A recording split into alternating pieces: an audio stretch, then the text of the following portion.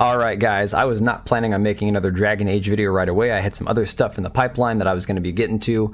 But then I saw some of the clips coming off the internet today, and boy oh boy, we have got to experience the unbridled cringe that has come out today from some of the videos about Dragon Age Veilguard. So of course, we have seen some crazy stuff about Dragon Age Veilguard as well concerning the reviewing of the game, whether or not some of these reviewers were basically given access given that they had the correct opinions about certain aspects of the game, but a lot of what we saw had to do with the fact that there was a lot of the same verbiage being used in the reviews, saying that this was a return to form for Bioware, and this was among many of the reviews that we saw, all of them basically parroting the narrative director John Epler. So it was very concerning when you see something like this where the access media is all parroting the same talking points. We've seen this before, sites like CNN and MSNBC and of course the New York Times, but to see this for video game reviews is quite concerning.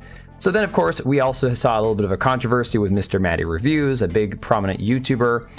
Essentially what happened was he had a clip of his Rook character that got leaked a little early, so clearly somebody on his team leaked the information, leaked some of the screenshots or video of his playthrough. Of course, he had an NDA in place, and that was not a good look for him. So he confirmed that this did happen, which again, just more controversy surrounding this game.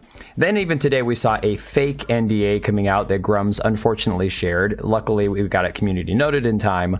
But yes, this was a fake NDA saying that they wanted you to have all of this woke crap in your review and not to talk about any sort of thing like homoeroticism, racial positivity, or DEI compliant features. I mean, you could tell right away that this thing was fake, but unfortunately it got shared around a little bit before it got community noted. So now we're seeing people such as former games journalists attempting to gaslight gamers about DEI consultants, and God, this is just the same play over and over again all year long. Ever since Gamergate 2 kicked off, we have seen everybody coming out saying Sweet Baby Inc. doesn't do it. Everyone thinks that they do. The access media, the games journalists covering for these DEI consultation firms. Now Emma Kent, a former games journalist at Eurogamer, who now freelances as a mock reviewer for video game developers, according to that Park Place, attempted to gaslight gamers on what DEI consultants are actually doing. And of course, you can see Emma Kent right here, freelance video game critic, consultant, mock reviewer from Cheltenham, England. It's really funny that a lot of these DEI people, and I'm going to get to this in another video about somebody who has a lot of connections to some very strange properties, and we'll get into that in the next video, is also in England. It's like, what is the deal with all these people coming out of the UK or Canada, or of course, obviously like California, the left-wing hub of the US? So of course, you can also see that Savvy today on Twitter, Madam Savvy, put together a thread on somebody who announced that they got to work on Dragon Age Veilguard. Now, who is that, you might ask? This is very interesting, especially given one of my more recent videos. Savvy says, want a glimpse into who is responsible for the, quote, super quirky and talented writing we've seen so far of Dragon Age Veilguard? What love most about the writing we've seen is that it truly speaks an authentic, self-inserting kind of way that is void of nuance in exchange for low-effort knockoff Marvel humor from someone who substitutes reality for fantasy and fantasy for reality. And what she is talking about is this person right here, Laura Kate Dale. Why does that name sound familiar? Well, we'll get to that in just a second. This person says, I just got approval to say this. I worked on Dragon Age the Veilguard. I've been sat on the secret for nearly 4 years, and I'm so excited to finally be able to tell everyone I'm in the credits. Thank you so much to Patrick Weeks for reaching out to get me involved. Now, what's even crazier about this is this person, Laura Kate Dale, is the person that we discussed had joined on with Life is Strange Double Exposure as their accessibility consultant. Now, if you didn't see my video on this or read the article, this is a game, a studio with Deck 9 Games that has been massively infiltrated by a ton of left-wing progressive woke LGBT agenda-pushing activists.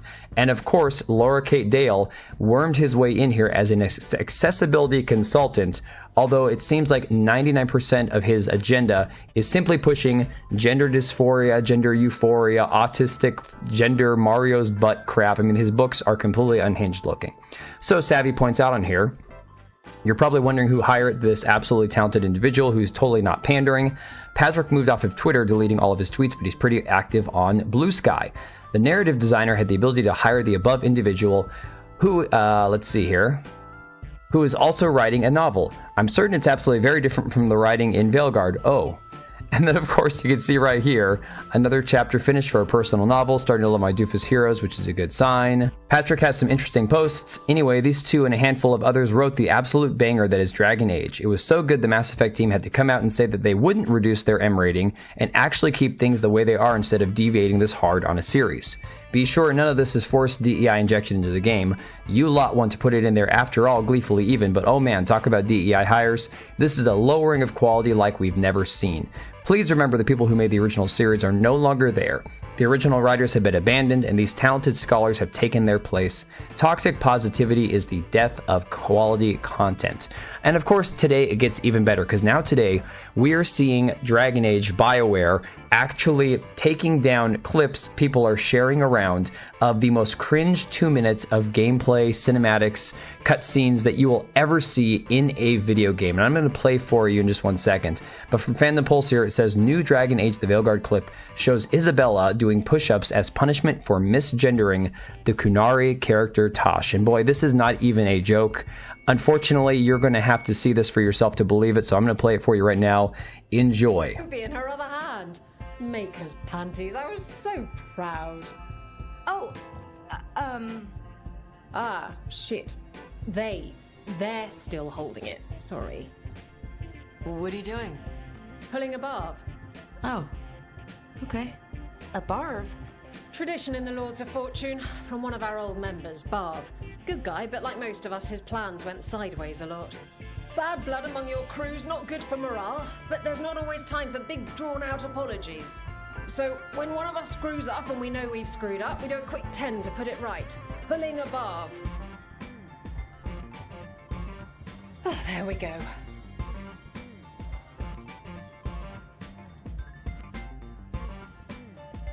I'm glad the Lords of Fortune have Tarsh's back. Oh, Tarsh isn't the first non-binary member of the Lords. Really? It was a little before your time, but Horlicks was one of ours. Oh. Bastard looked better than I did in a dress or pants. And out of them too.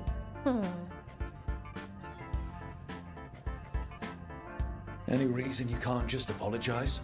Sometimes people say, oops, sorry, and hope that fixes it. But they just want to get the whole thing over with. Trust me, I know. But pulling a barb, you sweat a little. Makes you think about it a little more. Shows the other person. Now, I have to pause this real quick because this is absolute nonsense. Saying that it makes it about you if you say sorry, but it makes it better if you sweat a little by making yourself the focus of attention rather than just straight up apologizing for, quote, misgendering somebody. This is absolute lunatic mentality. Person, you mean it. What if they mean it when they say they're sorry, though? And that's the other reason. Some people mess up and get all dramatic. They make it about them. Oh, you know, I didn't mean it right. I'd never do that on purpose. They feel so bad about it that it's on everyone else to smooth it over and make them feel better. Oh, okay, yes, some people might do that. Pulling a barb puts it on the person who screwed up. They made the mess, they fix it, done. Again, I don't understand who thought this was a good idea. Forget about the fact that you want to be inclusive, you want to be representative and have non-binary characters and have all the transgenderism you can in every game.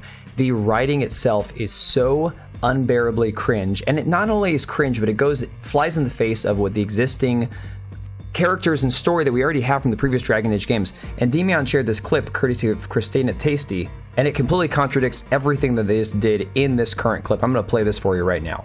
In Kunadar, Krem would be an Akunatlak. That's what we call someone born one gender but living like another. A person is born, Qunari or human or elven or dwarf. He doesn't choose that. The size of his hands, whether he is clever or foolish, the land he comes from, the color of his hair, these are beyond his control. We do not choose, we simply are. And Qunari don't treat those Akun people any differently than a real man. I don't understand. You look like a woman. Why would women ever wish to be men? That makes no sense. Women are priests, artisans, shopkeepers, or farmers. They don't fight. In Kunadar, Krem would be an Akunatlak. Again, contradicting everything that they have been trying to push with this Qunari character being non-binary. Existing lore showing that the Qunari do not recognize women acting as men as an actual man. So I'm going to leave it right there, guys. Let me know what you think about all this, and I will catch you on the next one.